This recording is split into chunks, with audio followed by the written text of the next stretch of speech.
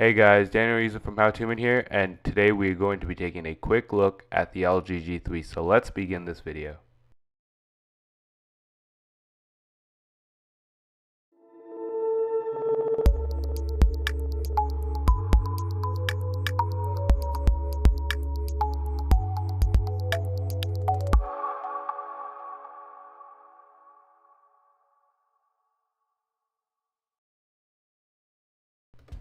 Alright, so let's take a quick look inside the boxes of the device. So the first thing we see is the G3 itself, and I must say that this device is surprisingly not that big for the giant 5.5-inch display which it has. We can attribute this to the small bezels that it has. Next thing we see in the box would be a SIM card, which I can toss to the side because I wasn't going to be using. And then we run into the manual, which once again, no one really reads, so it's kind of useless. But once you're past the manual, you get the power brick and the charging cable. I found the power brick to be quite big, honestly, compared to some that I've had for previous devices. But the charging cable was just a standard micro USB. And then you got to the battery of the device, which is of the 3100 milliamp hour battery size. So that's all you get in the box, guys. So let's get on with the first impressions. On the inside of the device, we see a slot for the micro SD, and right under that goes the micro SIM. But there's not much else to see there, so let's put the battery in and boot up the device. I did notice that you have to be very careful when putting the cover on because sometimes it's not snapped in all the way and is slightly open when you put the battery in. So the first thing you see when you boot up and I take off all the plastic from the screen is the T-Mobile screen after the LG splash from the bootloader. So let's just wait for the device to finish booting up and let's compare it to some other devices we have here. So when we compare the device to the Nexus 5, we can see that the LG G3 is not that much bigger and the design language is very similar due to the fact that they are both LG devices. Both devices have a very thin bezel, but the G3 has its headphone port on the bottom and the buttons on the back, which make it that much different from the Nexus 5. Also, the material used is much nicer on the G3 in my opinion than on the Nexus 5. So when we take a look at the UI, we notice that it is very different from stock Android and still very reminiscent of TouchWiz, which one can find on Samsung devices. LG seems to have adopted a flat UI layout with decent looking icons and a very intriguing lock screen. The device also comes pre-installed with some T-Mobile bloat, which unfortunately includes a lookout that cannot be removed. Another interesting thing about the UI is LG's choice in a sense-like multitasking screen that in my opinion is very ugly and very counterproductive, but they seem to have mixed it with TouchWiz's clear all button to make a very odd multitasking area. They also have opted for the split screen multitasking window, which is just like Samsung's and seemingly very gimmicky and not of much use. In the multitasking screen, you can slide towards the right to get rid of applications, which also seems very unnatural and very counterproductive. Something beautiful about the UI, however, is the ability of each app to customize the color of the status bar. So when you go into the settings, you get a blue status bar, and when you go into other apps, you get the color that matches the app. This is very interesting and it's very beautiful looking. However, this doesn't quite translate well into every app because some of them are missing, such as the Google ones. And obviously the camera doesn't have this for obvious reasons, but I must say that LG's camera UI is very simplistic and very good looking.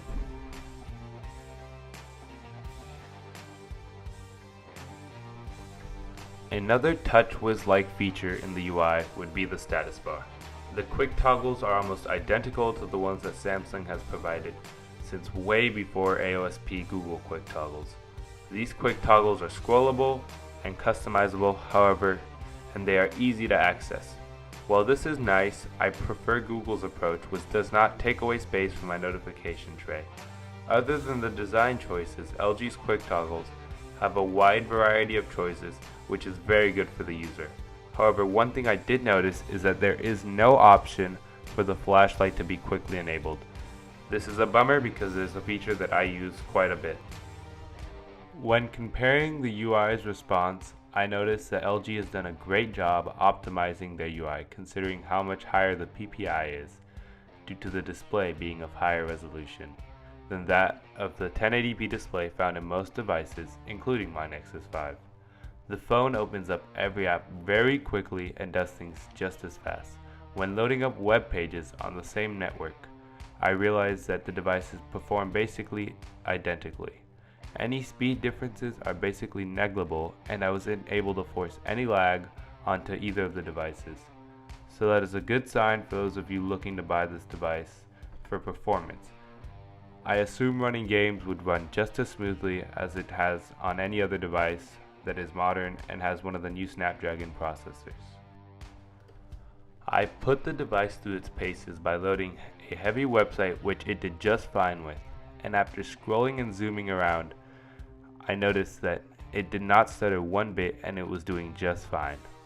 I then went to go on the ESPN website to see that the load speed was once again identical to that of the Nexus 5, and that the device renders the website with much ease and without any lag. And the scrolling was once again, just as it was before, fantastic without any stuttering.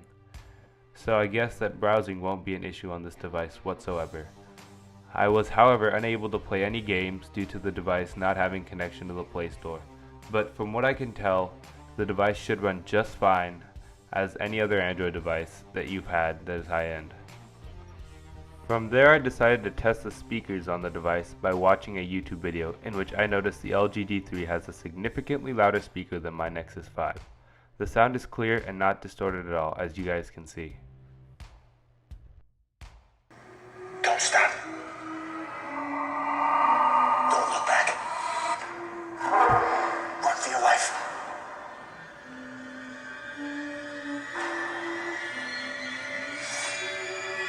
They're coming. Just remember how good the purge does. Radar. Announcing the commencement of the annual purge. All crime, including murder, will be legal. Your government thanks you for your participation.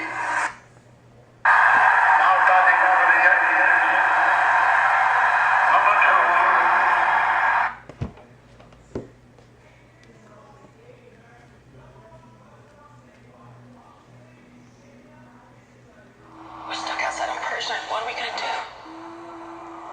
Don't stop. Don't look back. Run for your life. I decided that I wanted to try out both keyboards, and I noticed that the LG G3 has a decent autocorrect algorithm that isn't always very accurate, however makes for a decent typing experience. I did notice, however, that the G3 had a dedicated number row, which is very handy and makes things a lot faster when you are typing.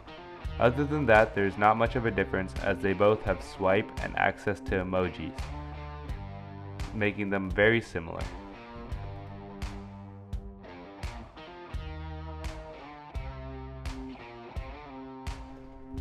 I decided to go around my house and take a couple of pictures with the LG G3 camera.